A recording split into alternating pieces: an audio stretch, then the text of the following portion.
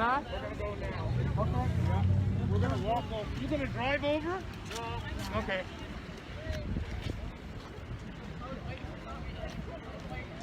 Okay, guys, he's gonna light this police car up, and we're gonna follow him over to the police station. No justice, no peace. No justice, no peace. No justice, no peace. No justice, no peace. No justice, no peace. No justice, no peace. No justice, no peace. No justice, no peace. No justice, no peace. No justice,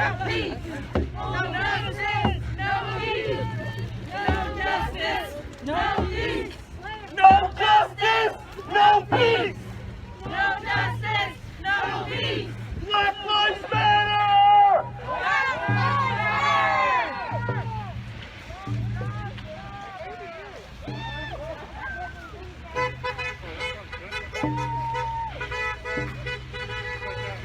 We want justice! We want justice! We want justice! We want justice! We want justice! We want justice! We want justice! We want justice! We want justice! We want justice! We want justice! We want justice! We want justice! We want Black lives! Black lives! Black lives! Black lives! Black lives! Black lives! Black lives! Black lives! Black lives! Black lives! Black lives! Black lives! Black lives! Black lives! Black lives! Black lives!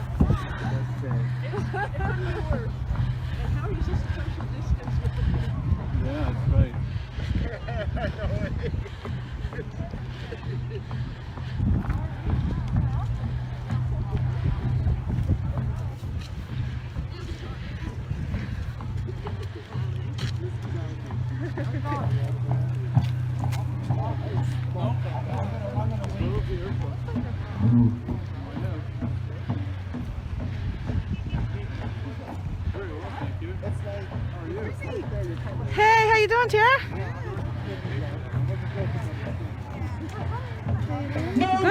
Good. Trying to keep my phone from getting wet.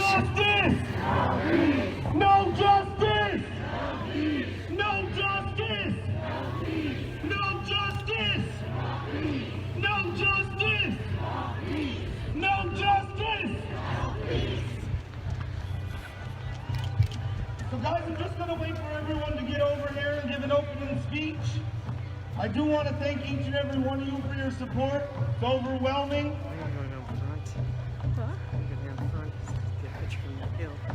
Yeah, no thanks. Congratulations about the mayor board. Yeah, thanks.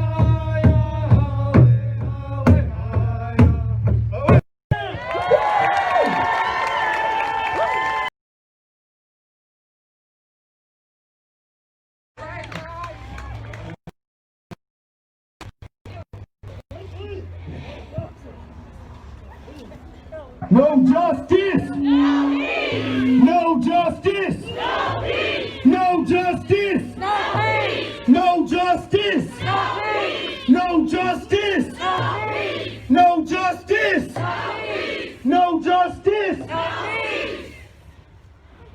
Black lives matter! Black lives matter! Black lives matter! Black lives matter! Black lives matter! Black lives matter! Black lives matter! Black lives matter! What I'd like right now is for everyone to raise a fist. Let's keep them in the air, guys. Show them that we're all together in this.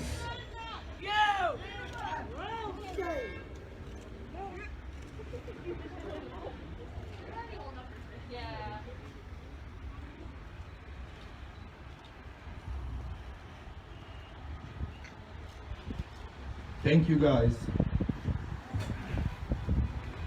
Yeah, my battery died. Had to plug in.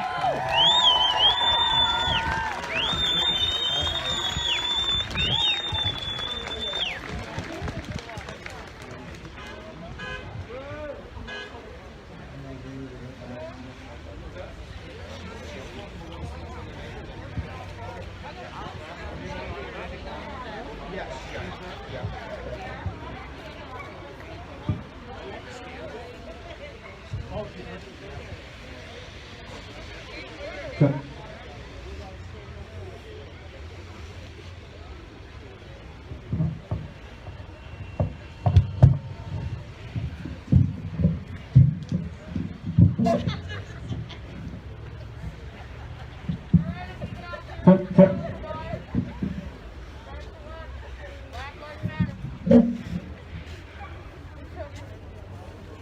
Before we begin, how about a big round of applause for this young gentleman here?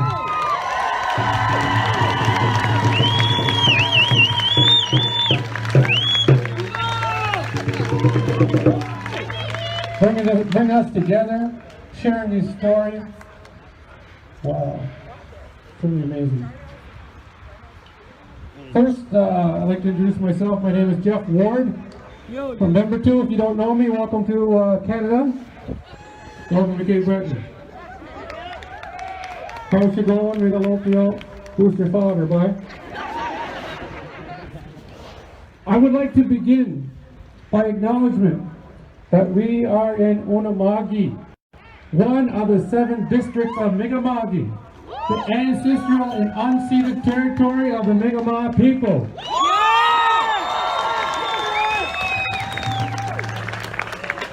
This territory is covered by the treaties of peace and friendship.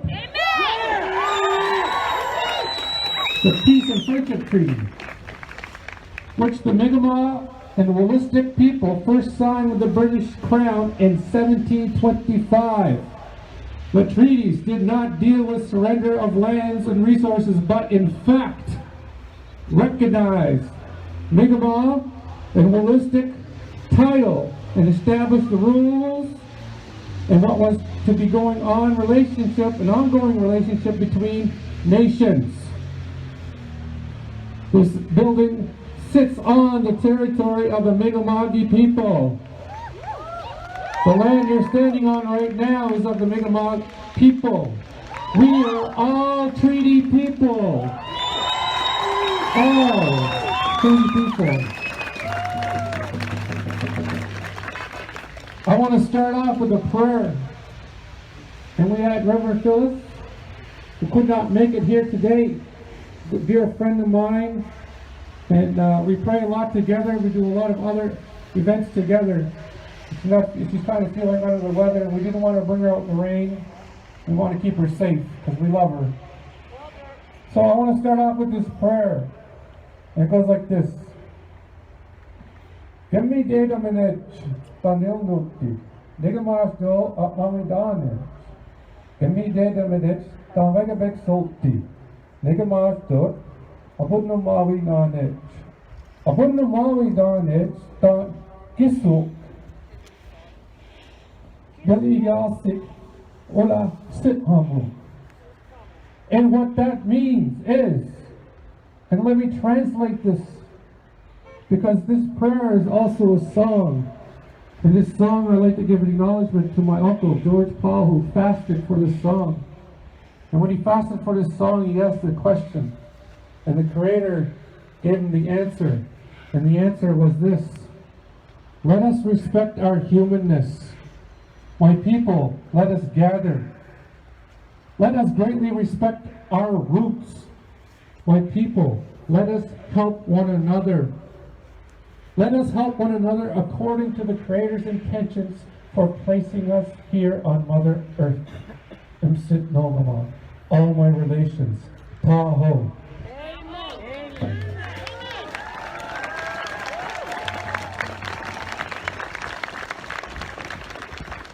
Least we forget Donald Marshall Jr.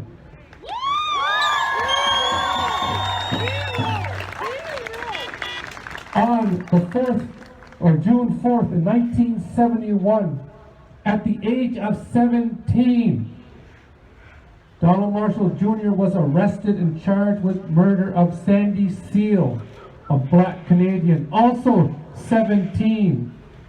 Convicted and served 11 years in prison for a crime he did not commit. I also would like to mention a few other cases. The John Simon, Cook, Brady Francis, Elsie Bogdan, Dick Cove, New Brunswick, Colton Bushy, Wilson Willie Nabus. That's just to mention a few of the thousands of cases and experiences and the things that we went through as Indigenous people. Time and time again, cases of evidence missed, not collected, guilty, assumed, to mention a few. Also, two other issues. The majority of us were never, ever taught in school, such as the Indian residential schools, the Indian Act, the 148-year Mi'kmaq War from 1630 to 1761, the murdered and missing Indigenous women and girls, the banning of ceremonies, the right to vote, economic racism, just to mention a few. You could go on and on. But also, while we are here, I want to send prayers to our frontline workers. I want to send prayers to the police officers who also need that additional funding for that mental health, that counseling, that one-on-one, those debriefing sessions, day in and day out. They put their lives on the line for us. The Samagonists, you know who the Samagonists are? Our veterans, our warriors. They put their lives on the line for us. The current management system needs help, restructure, and policy changes to address this mental health that is happening. And to monitor the ways of business, the way business is being done day to day, that is done safely and respectful. Let us find that balance. As Indigenous people, we know about injustice. We know the injustice, the strugglings to be recognized, and wondering if anybody cares whether you live or die.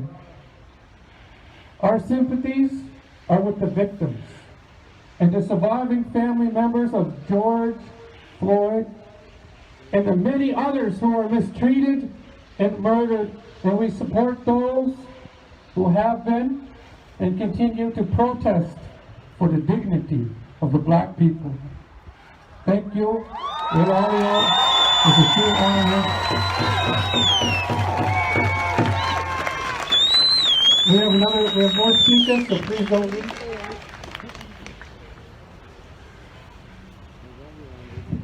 I have a statement from Mayor Cecil Clark here. Last week, we witnessed the horrific killing of George Floyd in the United States, reminding us all that the world can be a very scary place. Whether it is because the color of a person's skin, their sex, race, orientation, ability, or religion. Unfortunately, it is scarier for some simply by their nature of being. It isn't right, nor is it acceptable. Our Charter of Rights and Freedom says we are all equal. It's written there on paper. But when we lift our heads and open our eyes, equality for all is not what we see. Racism, prejudice, unfounded phobias, and hate manages to infiltrate. Those who have hate for others are the real minority here, and that our strong belief in human rights and equality is bigger and more powerful than they are. Be good to one another, look out for one another. We are in this together. We are stronger together. So let us resolve to make racism a relic of the past so it no longer plays a role in our future. And that's from Cecil Clark. He couldn't be here today.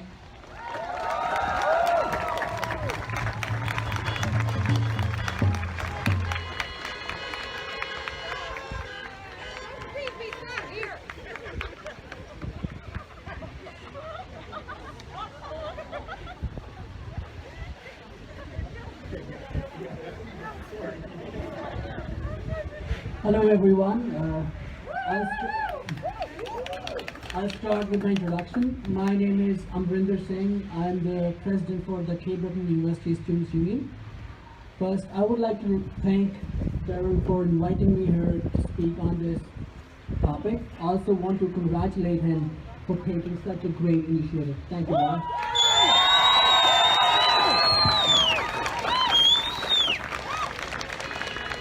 With the outgoing climate of shocking acts against the Black community all over the United States and Canada, on behalf of CBU Students Union, I would like to state that we stand firm, united, and vote with those who are directly and indirectly impacted by the recent violence.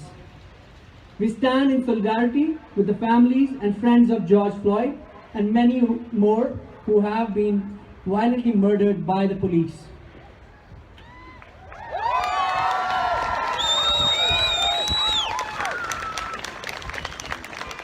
Despite these acts being clear attempts to further oppressing our diverse communities, as history has shown time and time again, the Black community will remain defined, strongly resilient, and ever growing. As a community, we must continue to fight until our plights are seen and people have obtained the justice they deserve.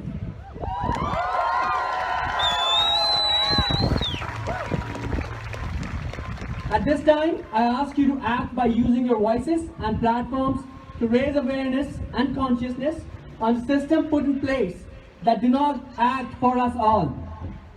Let us all hope for peace and love. Thank you very much.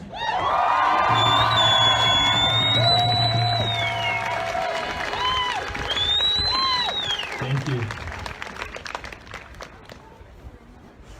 So guys, I'm gonna give a little speech here, and then at the end here I do have a poem that I'd like to read, and then we take a kneel and kneel for 8 minutes and 47 seconds.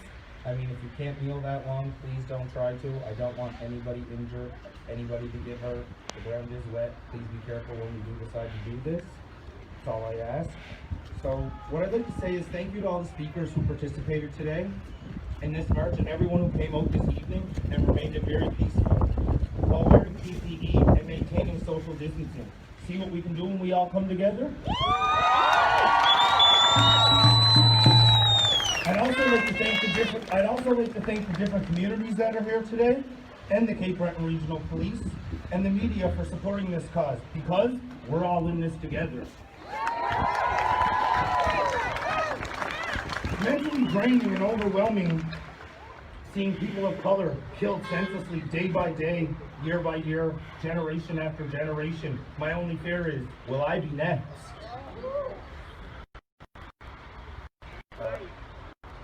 Don't be naive or ignorant to think that what happens in America doesn't affect people of color in my community. Because in my community, it takes a village. And when one's hurt, we're all hurt. It affects us all. Racism exists in Canada, period. You may not see people of color being gunned down daily in the streets, but racism is here, and I can't stand by it and do nothing no more. I also think it's important to note that when I say people of color, I mean everyone of color. Black, Mi'kmaq, Asian, Middle Eastern, Latino, etc. Everyone of color. I keep seeing a lot of people ask, why protest? Why march? My response is, why not? But to clarify, this is why we march. For the past, for the present, for the future, to be heard, to take a stand, for the voiceless, and to show our support.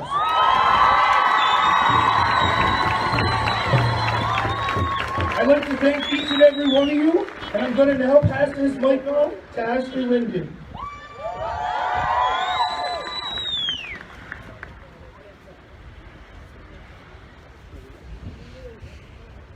Wow, there's a lot of people here. Good job, Sydney. So I want to thank everyone for showing up and supporting this movement. It's obviously way overdue.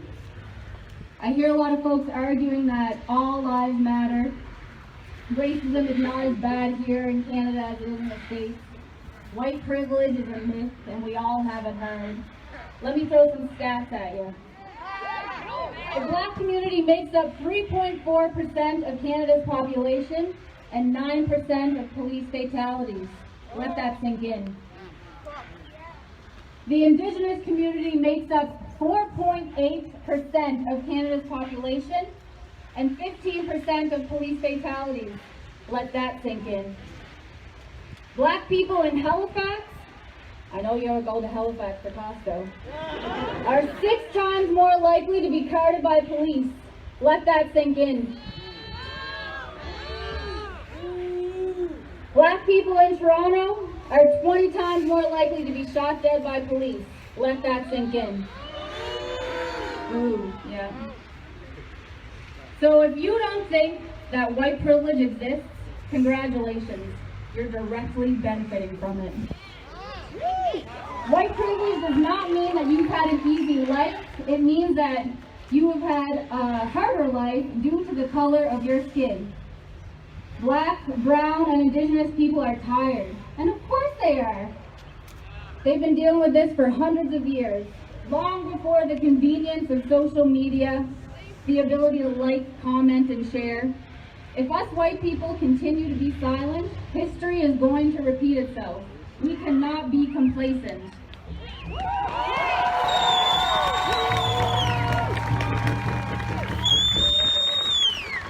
My privilege as a white person comes from hundreds of years of Black and Indigenous oppression. No more, no more.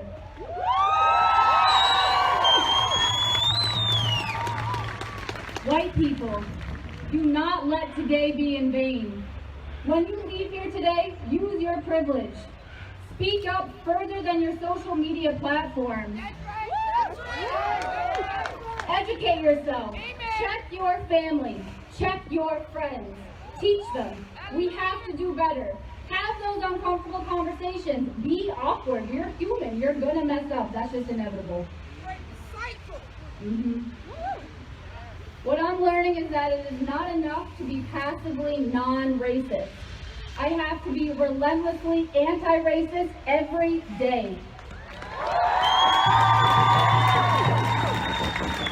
We cannot say that all lives matter until Black lives matter.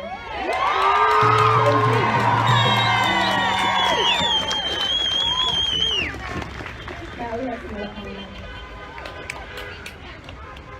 Hi everybody, thank you for coming out. Okay, so I'm not an activist and I'm not a speaker. What I am is a proud Black woman from Whitney Pier.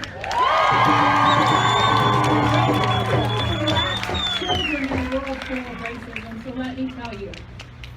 I am obviously very aware of racism, but I'm also aware of my privilege. I am privileged that I have light skin in a Black community because I got to ignore racism as a child until an older age because of it. My brother and sisters weren't so lucky. I'd love to stand here and tell you that the reason we're all here is because George Floyd was the only one, and that's what makes him special. But he's not. He's one of many. I'd love to be able to stand here and tell you that my children have the privilege of growing up in a beautiful, sheltered world where they don't know racism other than in school learning about it. But that's not true either. And I would love to tell you that they do not need to be here tonight, but they are. Because those tiny little souls need this support probably more than any of the rest of us. Just a few months ago, my daughter came out crying to me, rubbing her skin, saying, they will hate me because of this, and I don't have the privilege of lying to her. Because my job as a parent is to protect her for the world she faces, and she's 9. And I would love to tell you that the Black community and the color community and all of us, that's an age that they learn, but guess what? She's lucky because they learn a lot younger. On top of all of our fears as parents, we have the fear of wondering when our beautiful little colored boys and our innocent little cute kids are going to go from scary, beautiful little boys to big scary Black men, because we live in a world where big scary people don't exist, or big scary men, and Black is a little more feared. Where our little girls are no longer beautiful because of just another statistic laying on a sheet. George Floyd was not a new case to us. We live with this every single day because we don't have the privilege of turning away. Racism is not in the neighboring country next door, it's right here. Mr. Floyd and so many others came to violent death. We have the luxury here of not seeing as much of it. But let me tell you, racism is no better here. It's just slower and a little more subtle. Yeah, that's right. And we have no choice but to teach ourselves and our babies how to protect ourselves. That's right. George Floyd's face, as he took his last breath, is planted in my mind, and his voice calling out broke my heart in a way I can't even explain and never expected, because this isn't new to me. I've seen this story over and over. Different weapon, different name, but the same thing. Racism and hate killing people. What broke my heart about him is when I saw his breath. When I saw him take his last breath, I saw my son. When he cried for his mother, I heard my son crying for his mother. And I realized that as a mother, I brought my kids into a world that is not getting any better. I brought them into a world of racism that I cannot protect them from. Regardless of accusations of guilt of Mr. Floyd, he does not deserve to be murdered brutally, senselessly in the street begging for air.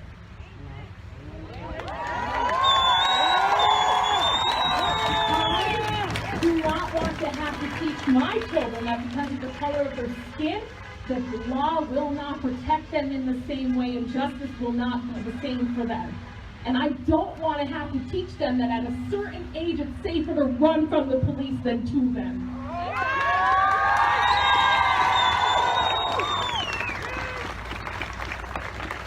I don't want to see their pain or their fear, and I do not want my children or any of yours to be another George Floyd. Amen. We should not still be here. Hundreds of years of fighting over this, we shouldn't still be here. We have got to do better. We tell our children they're the future, that they can do better. Well, we collectively, no matter where we are from, need to show them how it can be done.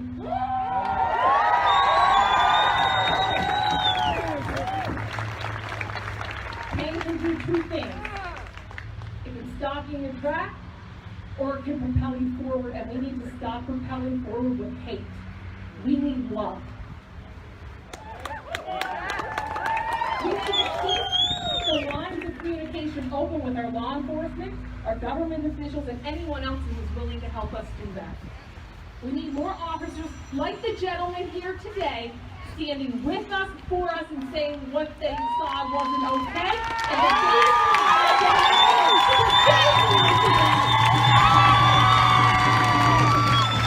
and we need our allies standing strong, because now it's not about changing the world.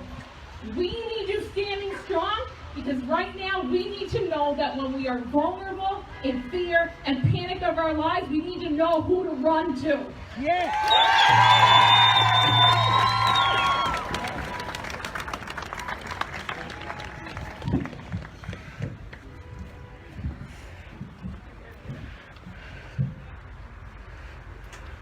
I'm Chief Robert Walsh with the Cape Breton Regional Police.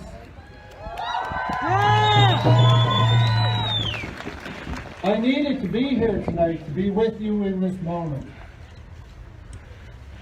As a police officer, this is very difficult to be here tonight to talk to you about having seen a black man brutally killed by police on TV. But I and all of us need to get comfortable with having uncomfortable conversations, or things will never change.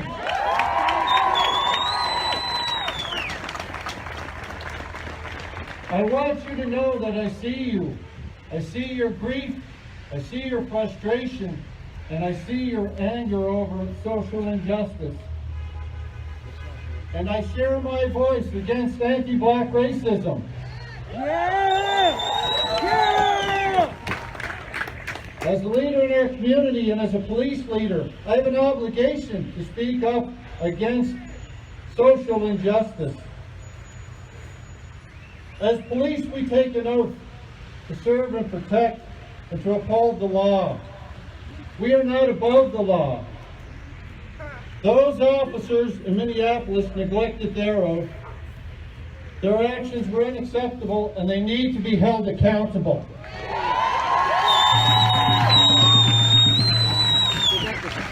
Yeah, I see I that. want our community to know that the Cape Breton Regional Police Service does not condone their actions, and that we respect diversity, support inclusion, and absolutely do not tolerate racism.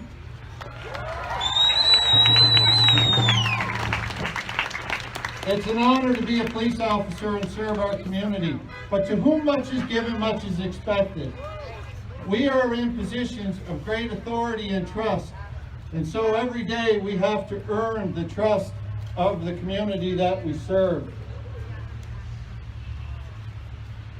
So I give you my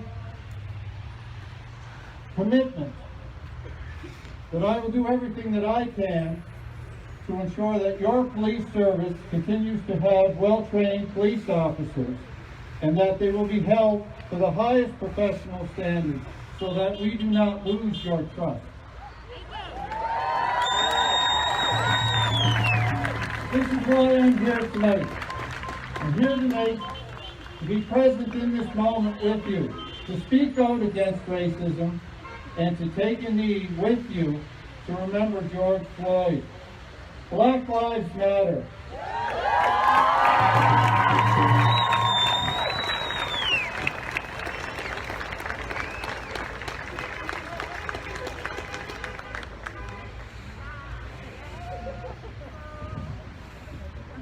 Wow. Daryl, thank you for taking the lead to show people. Sorry. I'm very proud to be a counselor from Whitney Pier. And I stand with everybody, as well as the police, chairman of the police board. When this happened, one thing I did do was contact Chief Walsh, and he shared the same opinion as I shared. Not one charge should be made, there should be 4 of them. There is no way that justice can be done. But when I hear of a president that will tear gas the protesters and shoot rubber bullets at them so he can go in front in the back of a church and hold up a Bible, he's a mocker. He did never ever pray in there. He has no idea what Christianity is about. But I can tell you, I share the same discrimination as a lot of black people. I moved to the pier from Ashby. I was married when I was 19, and 20 I had a little boy. But I lived on Tupper Street. And when you go over town, oh, you're from the pier. And I said, yes, and I'm damn well proud of it. But the other thing with politics, because of people like Tom and Ed, you all know who they are, Millers, Mary and Iggy Best, Bill and Ida Talbot, Priscilla Yakwachuk, Ken Cower. These are the people that guided me, and I'm a witness. They made sure that I knew what I was doing. And when I was wrong, I was told I was wrong. And what happened in the United States of America, it can't happen here if we don't stand up for what we believe. And Jeff, I understand where you're coming from, because, you know, a very personal friend of mine was on the School of America. And these people, you know, I had a problem with alcohol and drugs. And 54 years ago, I changed my life with AA. And I got a lot of friends in the Native community. So they're not new to me, they're friends. And I get really annoyed. I really get annoyed when I hear people slanting any color or any race. I was a blood donor for 150 donations until I had 7 heart attacks and 12 hours dead for 2.5 minutes in 17. When I gave 150 points of blood, how many black people received the white man's blood? There's no difference. We're all the same. And I'm tired of continuing, because we are in this together, and black lives do matter. Thank you.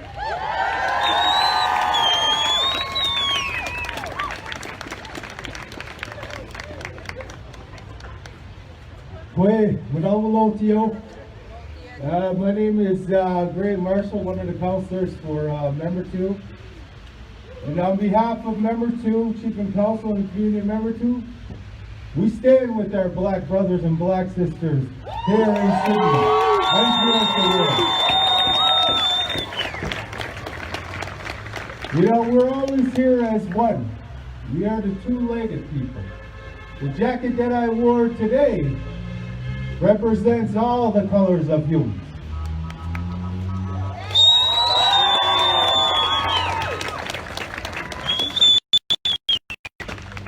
But it's a circle, and it only has to work as one. If it is disconnected, then the balance gets shifted. And that's what's been going on throughout the world. And when we have the good balance, and when we have the good people, and see the good in all the people throughout the world, that's how we can eliminate racism. We can eliminate racism today, starting here and going on. As being the oldest part of the new world here in North America, we can start eliminating racism.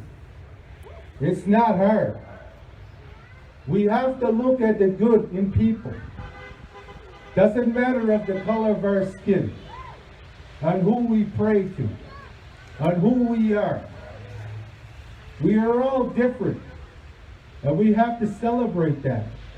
And we have to be proud of who we are, of each race, of all the amazing and beautiful humans that I see now, all with different colors.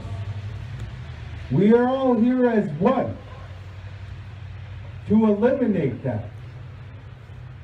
The song we sang earlier was to honor us. Umsidnogama, all of our relations. That is just not Ilnu, not just Indigenous, but for all the people here.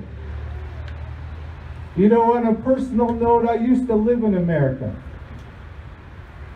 And I seen the ugliness. The 9mm pulled to the back of my head because my license plate light was out. Just for that, I had the 9mm on the back of my head. And when I asked them, why did you pull me over? Well, because your tagline. We call license a tag in America. And I said, well, is it necessary to have a gun onto my head? He says, well, I'm the law and I can do whatever I want. And I just had an amazing just reality check. So today, fast forward, when we look at the goodness, when we have our meetings now in this uncertain time in Zoom, we have a meeting with Deputy Chief Walsh.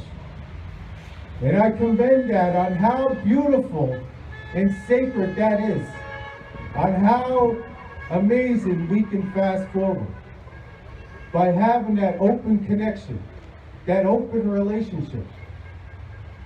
And even as being Donald Marshall Jr., my cousin, and hearing these stories and traveling throughout, at the end of the day, that's how much we are connected, of all the races here in Sydney. In the 70s, when Donald Marshall Jr., one of his good friends was Sandy Seal, a black man here in Cape Breton. We are that much connected. We are Cape Breton. We are Unamagi. And at the end of the day, we will overcome all of this because Black Lives Matter.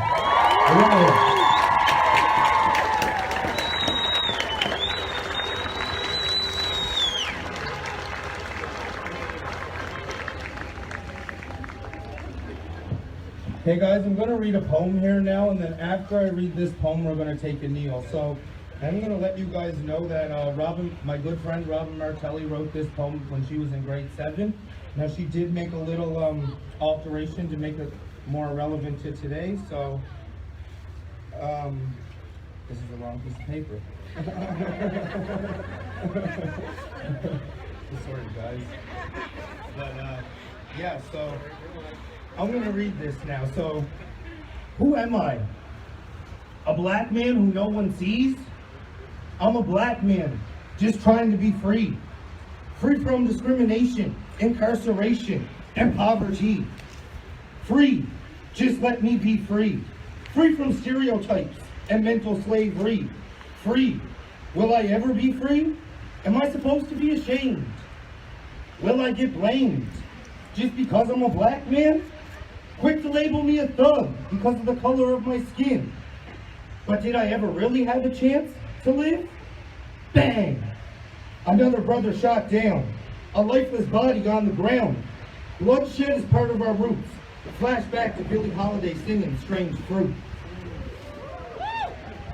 But we're not hanging from trees. We're being killed in the streets. Filmed for millions to see. The police killed me.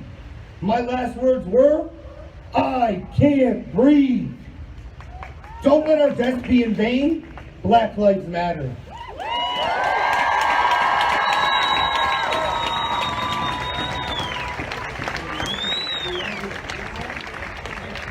Okay guys, so what I'm going to ask for all of us to do now here is we're going to take a kneel for, I'm going to set a timer for 9 minutes, and we'll take a kneel for as long as they were on George.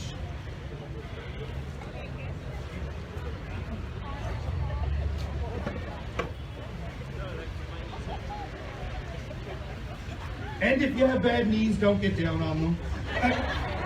Okay, guys.